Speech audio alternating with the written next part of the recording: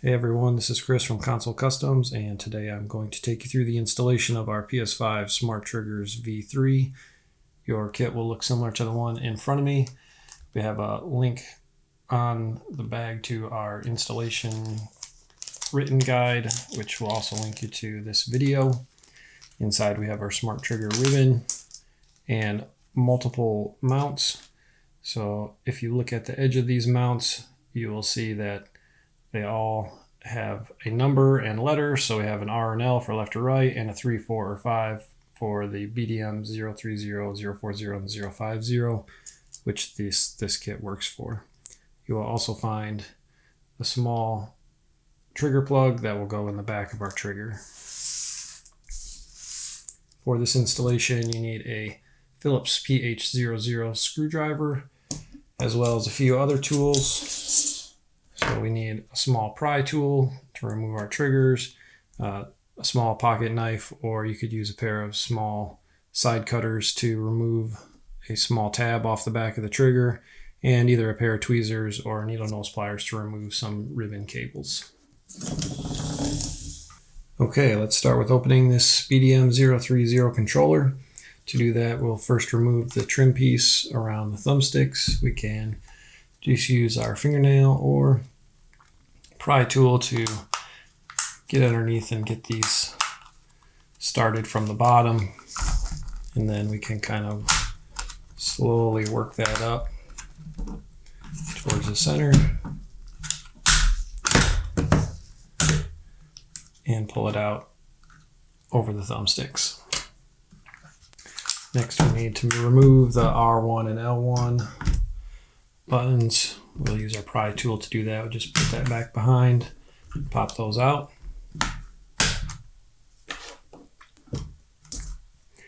And now we can see the 4 screws we need to remove.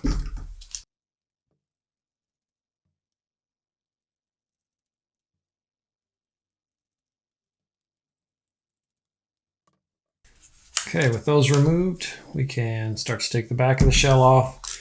To do that, I like to separate it and kind of hold it apart just a little bit. And then we have to remove or unclip these 2 clips in the center here. So you can take your pry tool or a pair of tweezers and just pop those up. Now we need to take and lift from the bottom here evenly on both sides, and the back pops off. From here we can remove the battery, just unplugs, and the battery tray has 1 more screw in it that we need to remove.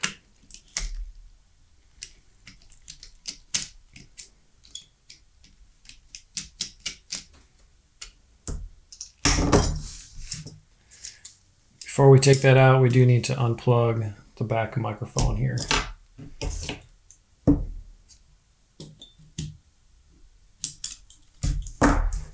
And we can remove our battery tray. Now we need to unplug the rest of the ribbon cables. So we have the one for the touchpad up top, the front microphone, and both the adaptive trigger ribbon cables. Now these adaptive trigger ribbon cables we can just fully remove from the trigger side. We do not want to reconnect those, so we'll just fully remove them, set them off to the side, and will not be reinstalled. Now we can take and remove the circuit board, and we can start to access the triggers. So to remove the R2 and L2, we need to remove all 4 of the screws on the back of the adaptive trigger housing.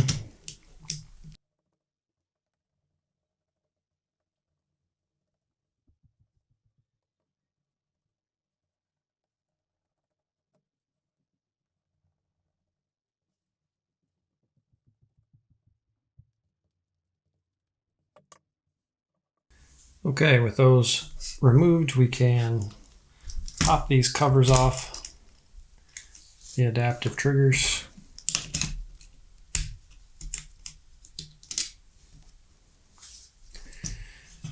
And on both sides we have this gear,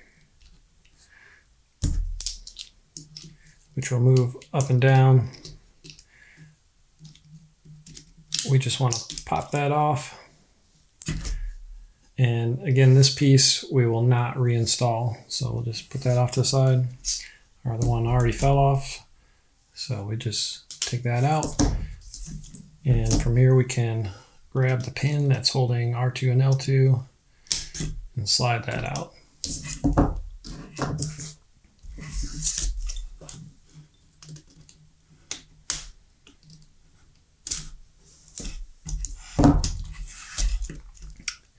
Now those triggers will just pop off there.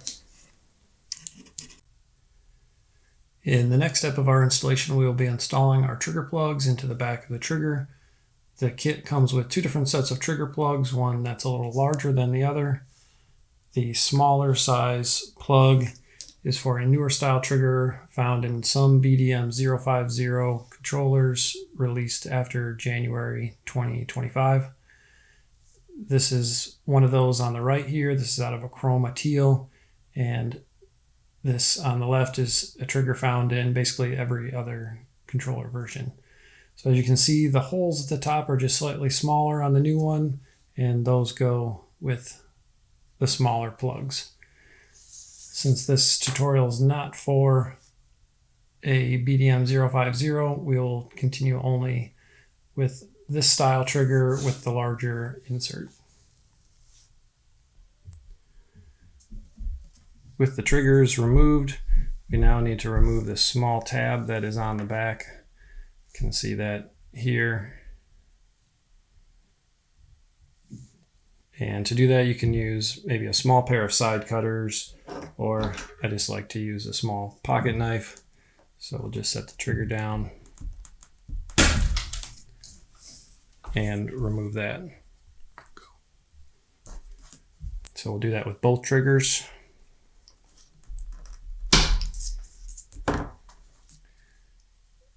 With both of those removed, we can now take the plugs from our kit. So we have our two small plugs, and those will go in the back of the trigger inside those two holes. You can see there's a small cutout on the bottom of this that needs to go towards the bottom of the trigger. So we'll just push those in like that.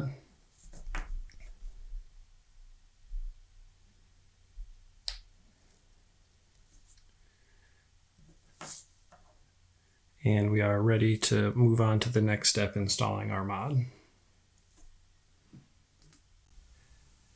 Okay, now we can move on to installing the trigger flex cable. So as you can see, this has a couple white marks on there. We want to take and bend the ribbon on those white marks. This will just help with the installation and help the mod to lay flat inside the controller.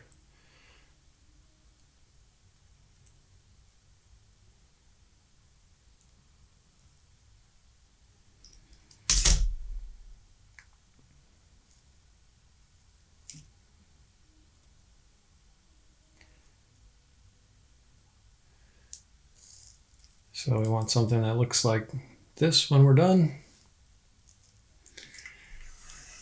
And before we install it, we do need to remove these little rubber pads inside the triggers.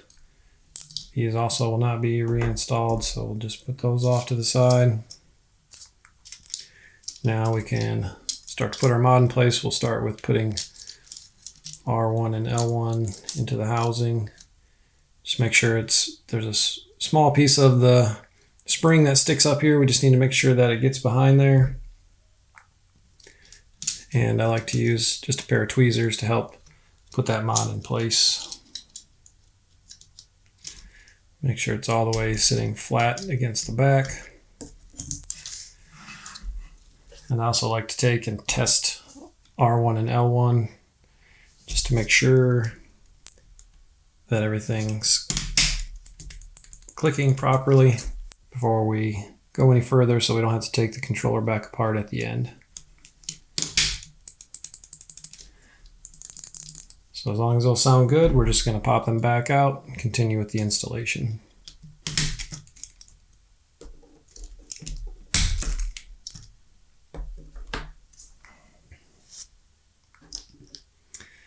All right, so now we're going to put our triggers back in.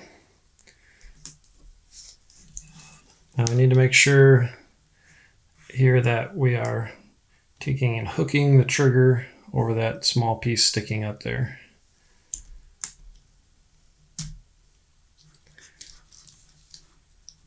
So we need to hold that in place and put that small rod back in there. I have to just wiggle that trigger around, make sure it's all the way in.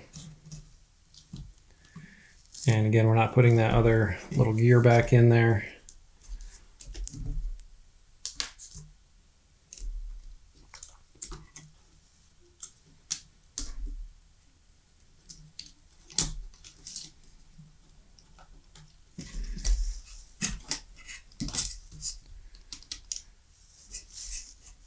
Now we can take and put the covers back over the trigger. So if that doesn't want to sit on there correctly, it's probably because your pin isn't far enough in. So just check that if it doesn't want to go on all the way.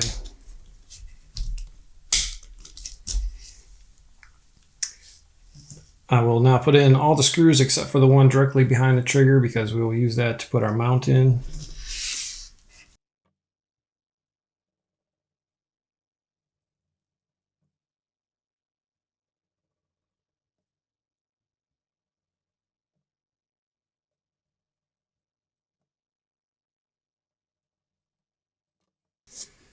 Okay, we'll now grab our 030 mounts. So those are going to be the ones labeled R3 and L3. I like to take the screw and just stick it through the hole in the mount and use that to guide everything in place.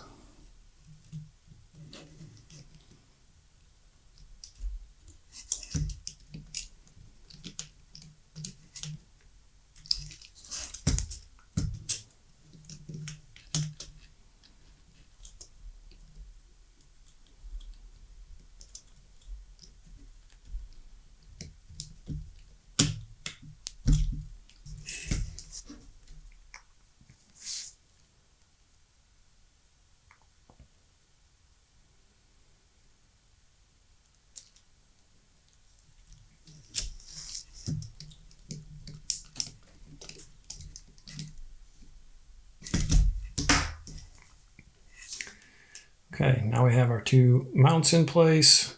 Our plugs are in the triggers, and we can put the trigger buttons into the mount. So this will fit quite snugly, so you will usually have to push down on the actual mouse click button there to get it to slide into the mount.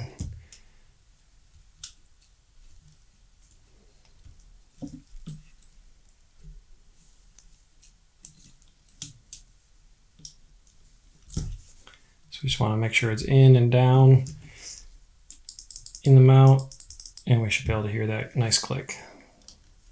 Just do that on both sides.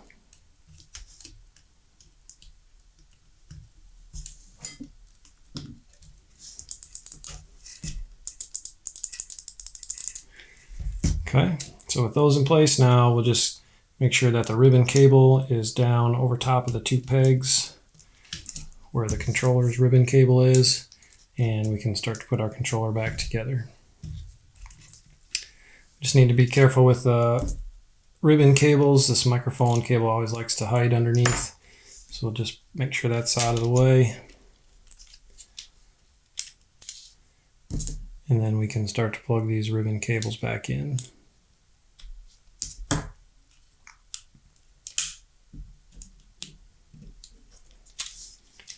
Okay, and as I said, we're not reinstalling the trigger ribbon cables.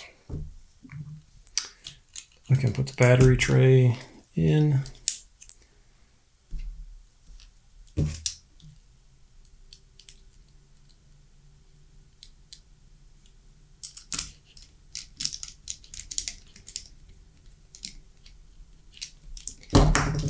again, we'll connect this back microphone ribbon cable.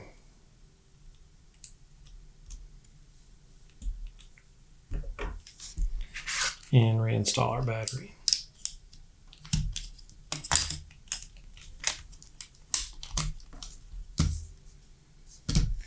All right, now we just need to put the back shell on.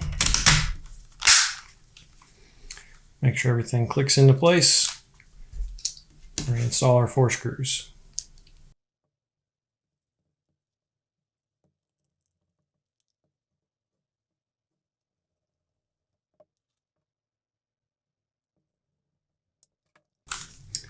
Okay, we can now reinstall R1 and L1.